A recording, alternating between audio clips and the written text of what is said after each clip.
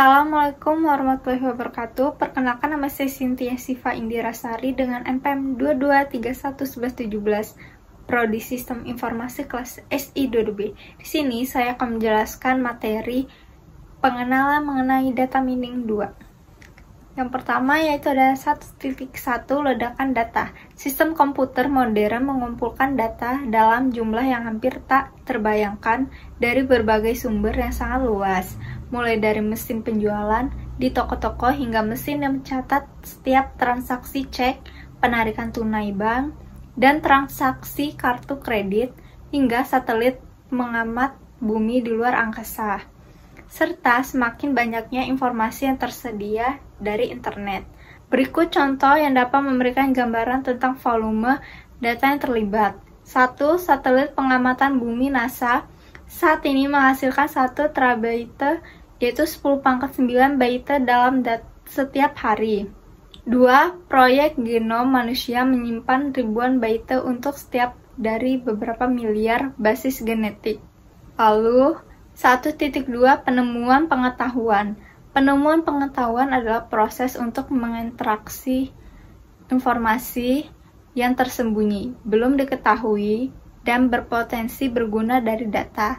Salah satu komponen utama dalam proses ini adalah data mining, penambahan data, yang mengambil data dari berbagai sumber, memprosesnya ke dalam format standar, dan menerapkannya ke algoritma data mining untuk menghasilkan pola atau aturan baru. Lalu, 1.3 Aplikasi data mining.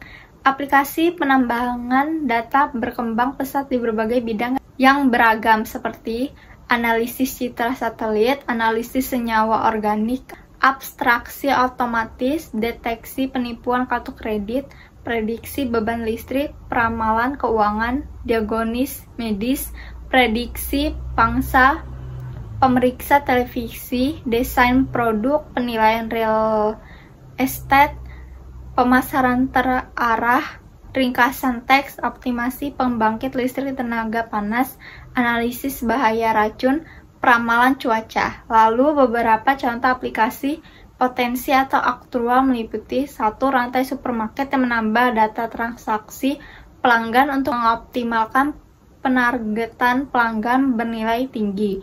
2. Perusahaan kartu kredit yang menggunakan data warehouse transaksi pelanggan untuk mendeteksi penipuan. Ketiga, jaringan hotel besar yang menggunakan basis dan survei untuk mengidentifikasi karakteristik prospek bernilai tinggi. 4. Data berlabel dan tidak berlabel. Data berlabel memiliki atribut khusus yang tujuannya adalah memprediksi nilai atribut tersebut pada instansi yang belum dilihat. Penambangan data jenis ini dikenal sebagai supervised learning. Jika atribut tersebut kategorikal, tugasnya disebut klarifikasi, dan jika numerik disebut regresi. Lalu ada data tidak berlabel, tidak memiliki atribut khusus. Penambangan data ini disebut unsupervised learning dengan tujuan mengekstrak informasi sebanyak mungkin dari data yang ada. Lalu 1.5 Klarifikasi.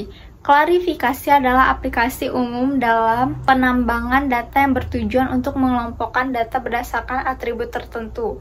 Contohnya, rumah sakit dapat mengklarifikasi pasien berdasarkan risiko penyakit, atau survei politik dapat mengelompokkan responden berdasarkan pilihan partai. Untuk memprediksi klarifikasi data baru, terdapat beberapa metode seperti 1. Nearest neighbor matching, mengklarifikasikan data baru berdasarkan kemiripannya dengan data yang sudah terklarifikasi. Kedua, aturan klarifikasi, membuat aturan untuk memprediksi klarifikasi berdasarkan atribut tertentu. Yang terakhir, pohon klarifikasi, menggunakan struktur seperti pohon keputusan untuk menghasilkan aturan klarifikasi. Setelah itu ada 1.6 Prediksi numerik. Prediksi numerik atau regresi adalah bentuk prediksi di mana nilai yang diprediksi adalah numerik, seperti keuntungan perusahaan atau harga saham. Salah satu metode populer untuk melakukan ini adalah dengan menggunakan jaringan saraf neural network, yang merupakan teknik pemodelan kompleks berdasarkan model neuron manusia. Jaringan saraf menerima sejumlah input dan memprediksi satu atau lebih output. Meskipun penting dalam penambangan data, jaringan saraf cukup kompleks dan biasanya dibahas dalam buku tersendiri, sehingga tidak akan dijelaskan lebih lanjut di sini. Buku teks tentang jaringan saraf tersedia untuk referensi lebih mendalam. Lalu 1.7 Aturan asosiasi. Pembelajaran tanpa pengawasan dapat digunakan untuk menemukan hubungan antara nilai-nilai variabel dalam bentuk aturan asosiasi. Meskipun banyak aturan asosiasi dapat dihasilkan dari dataset, sebagian besar tidak bernilai, sehingga aturan sering disertai dengan informasi tentang keandalannya.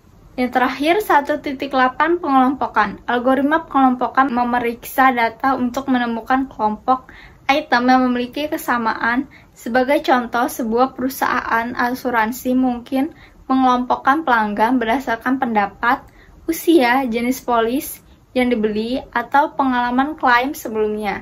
Dalam aplikasi diagonis kerusakan listrik dapat dikelompokkan berdasarkan nilai dari variabel kunci tertentu. Baik, terima kasih. Berikut adalah penjelasan dari saya. Jika ada kesalahan kata atau ucapan, saya mohon maaf. Terima kasih.